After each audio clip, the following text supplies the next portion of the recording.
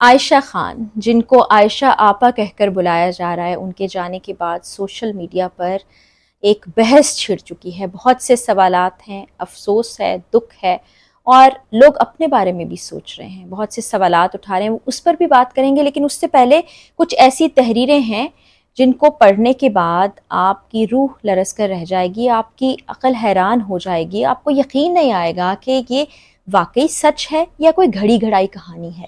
تو وہ تحریریں جو ہیں وہ بھی میں آپ سے شیئر کروں گی، لوگ کیا سوالات اٹھا رہے ہیں، کیوں اتنا غم و غصہ پایا جا رہا ہے، کیوں لوگ اتنی تکلیف میں ہیں، وہ بھی آپ سے شیئر کروں گی۔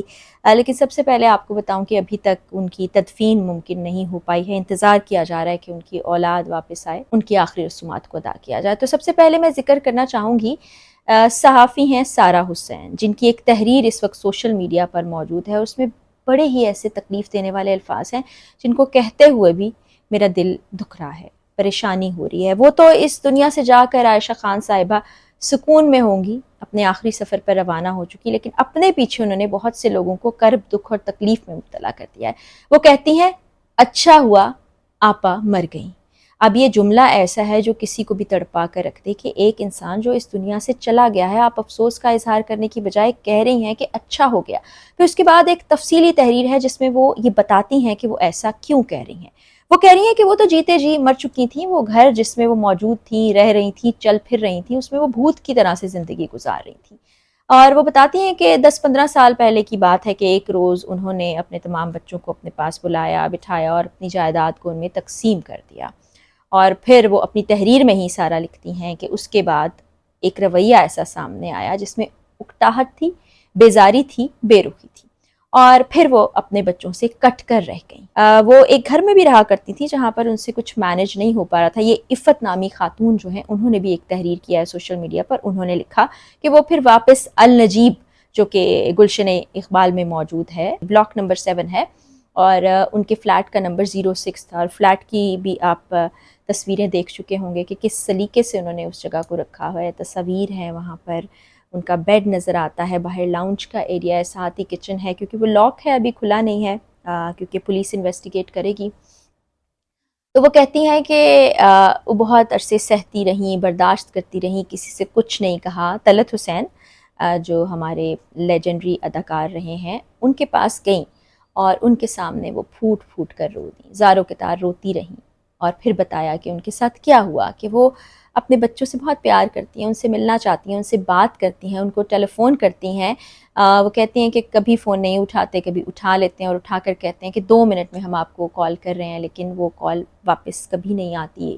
ہفتوں گزر جاتے ہیں، مہینوں گزر جاتے ہیں، اس طرح سے میں قید تنہائی میں ہوں۔ یہ سارہ حسین کی تحریر ہے جو آپ کو سوشل میڈیا پر نظر آ جائے گی، میں سائیڈ ونڈو میں شیئر بھی کر دوں گی۔ کیسا دکھ ہے، کیسی تکلیف ہے۔ پھر یہی خاتون سارہ بتا رہی ہیں کہ ان کے ایک بیٹے جو ہیں کراچی میں ہی رہائش پذیر تھے، ڈی ایچ اے میں رہتے تھے، ان کا بہت بڑا کنالوں پر محیط گھر تھا۔ ایک بچے کے بارے میں وہ بتا رہی کہ وہ اسلام آباد میں رہتے تھے، بہت بڑی پراپرٹی تھی، باقی شہروں میں بھی پراپرٹی تھی، لیکن ان بیٹوں کا نام معلوم نہیں ہو سکا، کسی نے نام مینشن نہیں کیا۔ ایک تحریر میں ایسا لگتا ہے کہ غالباً ایک بیٹے کا نام احمد ہے، کسی تحریر سے لگتا ہے ایک بیٹا اور ایک بیٹی ہی تھے۔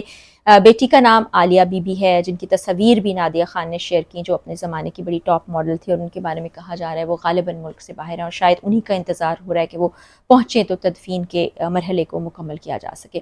لیکن بیٹوں کے بارے میں اسی طرح کی تحریروں میں دو الگ الگ باتیں سامنے آ رہی ہیں، کوئی کہہ رہا ہے ایک بیٹا ایک بیٹی، کوئی کہہ رہا ہے 2 بیٹے اور 1 بیٹی، لیکن بہرحال اولاد تو موجود تھی نا، بیٹا بھی تھا، بیٹی بھی تھی، لیکن ماں کو اکیلا چھوڑ دیا۔ وہ جب اس گھر میں واپس آ گئیں تو پھر ظاہر ہے وہ گھر پر اکیلی ہی ہوتی تھی، اور ان کے بارے میں بتایا یہ جا رہا ہے کہ وہ اپنے ارد گرد کے لوگوں کا خیال رکھنے کے ساتھ ساتھ سفید پوش لوگوں کا بہت خیال رکھتی تھی۔ بہت سے ایسے گھر تھے جن کا چولہا ان کی وجہ سے جلتا تھا، ان کے بچے ان خاتون کی وجہ سے پڑھتے تھے، بہت سے لوگوں کو وہ بہت کچھ دیا کرتی تھیں، اور انہوں نے ایک لسٹ بنائی ہوتی تھی، اور مہینے کے آغاز میں وہ لسٹ جو نام تحریر تھے ان کے گھروں میں جاتی تھی اور خود سب میں سب کچھ ڈسٹریبیوٹ کرتی تھی۔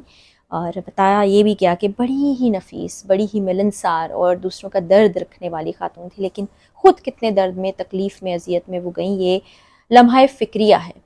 پھر سوشل میڈیا صارفین میں نا ایک بڑی بے چینی پائی جا رہی ہے. میں اپنے ویڈیو کے کامنٹ سیکشن میں بھی دیکھ رہی تھی کہ بہت سے لوگوں نے سوال کیا کہ وہ اپنے ساتھ کسی میڈ کو رکھ سکتی تھی, کوئی ہیلپ ہونی چاہیے تھی, وہ کھانا کیسے کھاتی ہوں گی, کیسے پکاتی ہوں گی, اور خاص طور پر جب ان کا پاؤں فریکچر تھا تو وہ پانی تک کیسے پیتی ہوں گی. تو ایک جگہ یہ بھی تھا کہ شاید وہ اس وقت کہیں کوئی دوا, پانی, کھانے کے لیے اٹھی ہوں گی اور اس کے بعد وہ کچھ ایسا نہیں کر پائی ہوں گی کیونکہ ہمت نہیں تھی, تکلیف میں تھی, اور ایسے ہی بھوک پیاس میں ان کی جان چلی گئی ہوگی.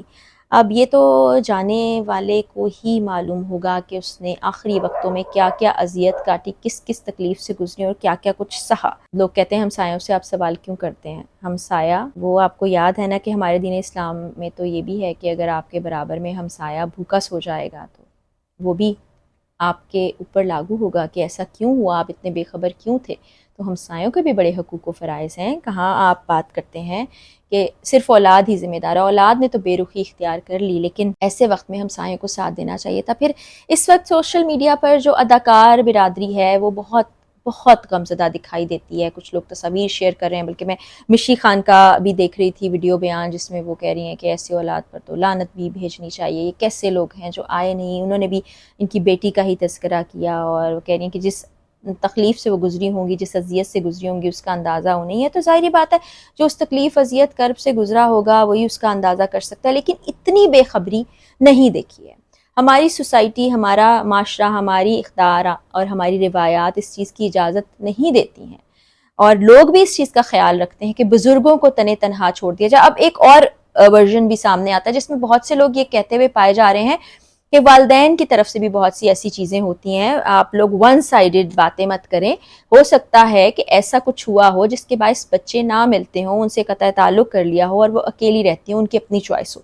میں اس بات کو بھی ماننے کو تیار ہوں کہ بعض اوقات والدین نہیں رہنا چاہتے اپنے بچوں کے ساتھ, خاص طور پر جب ان کی شادیاں ہو جاتی ہیں. وہ چاہتے ہیں کہ وہ اپنی زندگی گزاریں, اور ماں باپ چاہتے ہیں کہ وہ اپنی زندگی گزاریں, اپنی اسپیس میں رہیں. اپنے ایک طریقہ کار ہوتا ہے جس کے مطابق زندگی گزارنی ہوتی ہے. لیکن اتنی لا تعلقی, اگر انہوں نے کچھ کہہ بھی دیا, کوئی ناراضگی بھی ہو گئی, کچھ آپ کو برا بھی لگ گیا, تو بالکل آپ قطع تعلق کر لیں گے.